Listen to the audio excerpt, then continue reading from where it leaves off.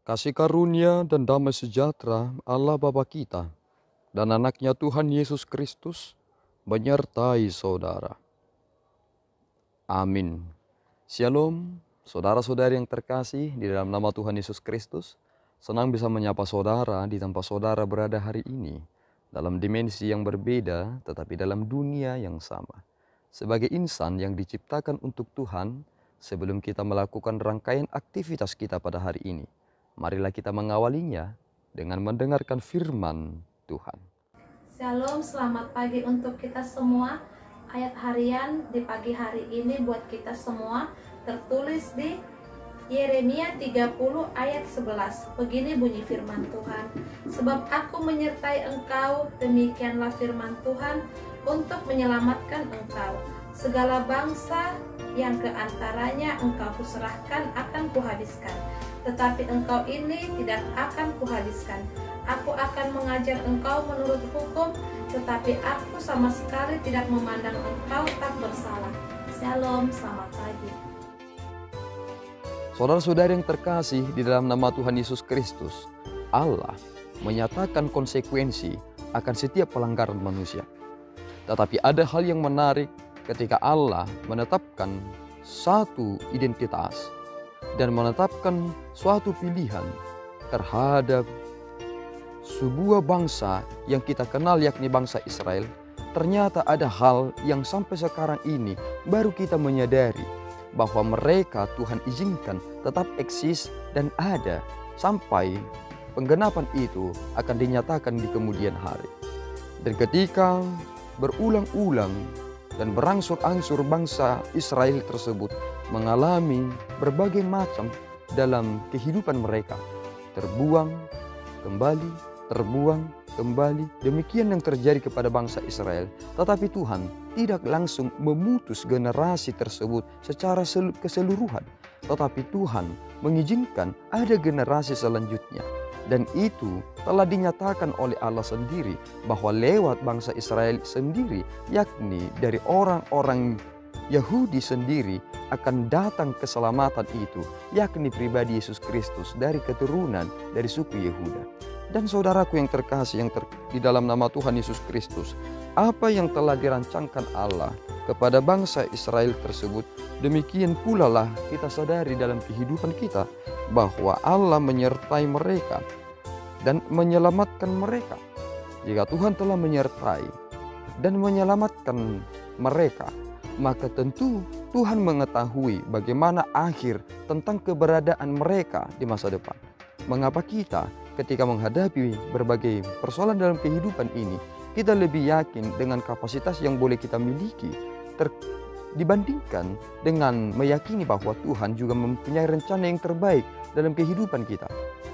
Banyak hal yang Tuhan telah nyatakan dalam kehidupan kita, tetapi lebih sering kita lebih tertarik dengan apa yang boleh kita kerjakan. Padahal belum tentu apa yang kamu kerjakan itu berkenan di hadapan Tuhan. Dan perhatikan banyak hal yang tidak perlu dicatatkan dalam Alkitab. Mengapa demikian? Karena yang penting bagi manusia tidak penting bagi Tuhan. Tetapi yang penting bagi Allah, itulah yang terpenting bagi manusia. Sehingga itu dituliskan dalam Alkitab. Dan itu menjadi pelajaran yang mengukuhkan kita. Sehingga memiliki iman yang kokoh dalam keberadaan kita yang tetap eksis dalam kehidupan kita masing-masing. Sehingga saudaraku yang terkasih, Tuhan menghajar bangsa Israel menurut hukum. Tetapi ia sama sekali tidak memandang mereka tak bersalah. Dan inilah cara Tuhan memulihkan. Ada aspek dalam hukum yang berkata forensic justification, bahwa seseorang itu akan mendapatkan pembenaran dalam aspek hukum. Ketika kita dibawa ke dalam ranah hukum, apakah ada aspek hukum yang bisa menegaskan kita bahwa kita adalah orang-orang yang diselamatkan? Justification forensik dapat kita temukan dalam pribadi Yesus Kristus. Sehingga Martin Luther berkata bahwa pembenaran hukum itu kita dapatkan dalam pribadi Yesus Kristus.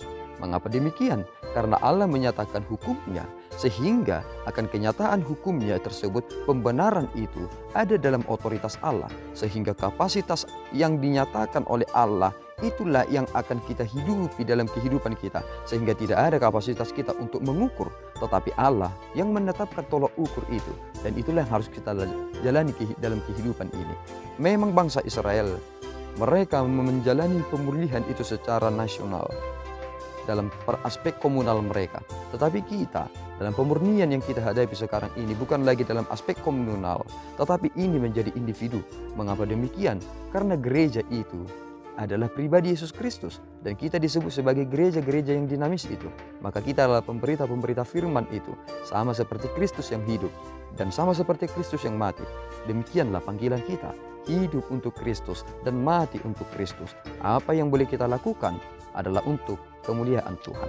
Oleh karena itu saudaraku, jika Tuhan menegur saudara, jangan langsung berkecil hati, tetapi izinkanlah Roh Kudus itu menuntun saudara kepada kebenaran.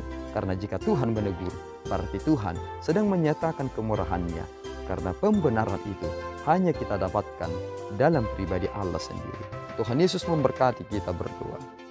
Ya Allah Tuhan kami bersyukur atas anugerah-Mu.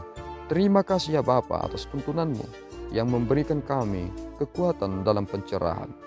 Engkau telah menetapkan kami, mengizinkan hukum-Mu berjalan dalam kehidupan kami. Tetapi Engkau tidak mengizinkan generasi kami, sama seperti bangsa Israel, menjadi hilang. Tuhan, peliharalah kami, supaya kami terus belajar bahwa hidup ini adalah panggilan untuk hidup seperti Kristus dan mati seperti Kristus. Ampunkan dosa kami Bapa, dalam Yesus kami telah berdoa dan mengucap syukur.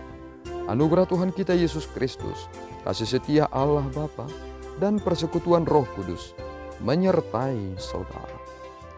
Amin. Tuhan Yesus memberkati.